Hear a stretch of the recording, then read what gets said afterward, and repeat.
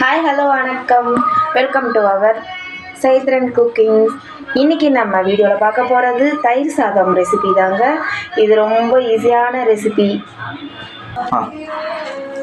பொதுவாக எல்லோருடைய வீட்லேயும் தயிர் சாதம் ரொம்ப சிம்பிளாக தாங்க பண்ணுவாங்க. ஆனால் இது இன்னும் நம்ம மழை காலத்தில் அதுக்கெல்லாம் எப்படி யூஸ்ஃபுல்லாக இருக்குன்றத இந்த டிப்ஸ் அதிகமாக சேர்த்துருக்கேன். நீங்களும் இதை பார்த்து வீட்டில் செஞ்சு பாருங்கள்.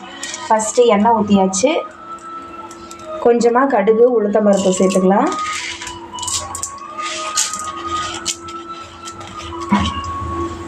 நல்லா பொரிஞ்சு வந்ததும்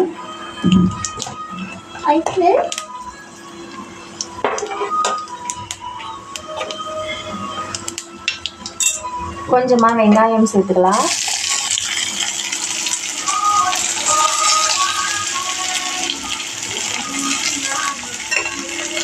அதையும் நல்லா வதக்கிடுங்க.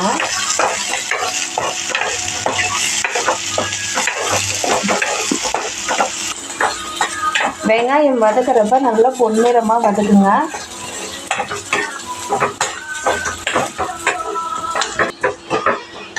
வெங்காயம் நல்லா பொன்னிறமாக வதங்கிச்சு. லைட்டாக உப்பு சேர்த்துக்கலாம்.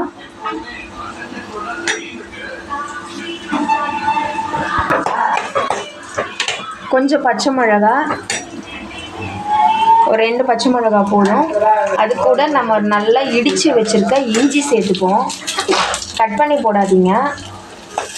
கட் பண்ணிங்கன்னா குழந்தைங்கள்லாம் தூக்கி வெளில போட்டுடுவாங்க. அதனால் நீங்கள் இடித்து வச்சிங்கன்னா நல்லாயிருக்கும். இதிலே கொஞ்சம் கருவேப்பிலை, லைட்டாக மஞ்சள் தூள் சேர்த்துக்கலாம்.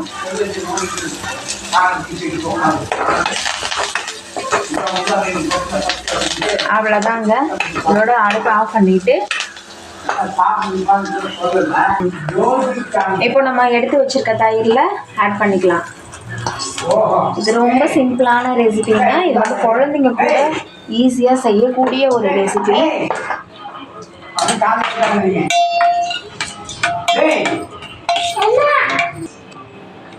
இந்த தயிர் சாதம் நீங்கள் மழை பெஞ்சால் சாப்பிடக்கூடாது, குழந்தைங்களுக்கு சளி பிடிக்கும் அந்த மாதிரிலாம் சொல்லுவாங்க.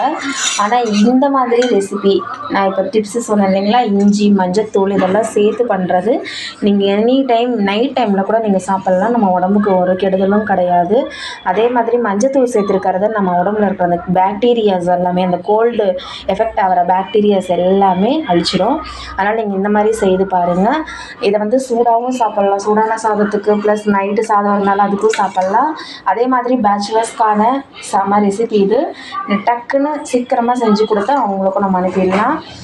இது நீங்கள் வீட்டில் ட்ரை பண்ணி பாருங்கள். ஒரு வாட்டி ட்ரை பண்ணி பார்த்துட்டு கமெண்ட்லாம் எப்படி இருக்குன்னு சொல்லுங்கள்.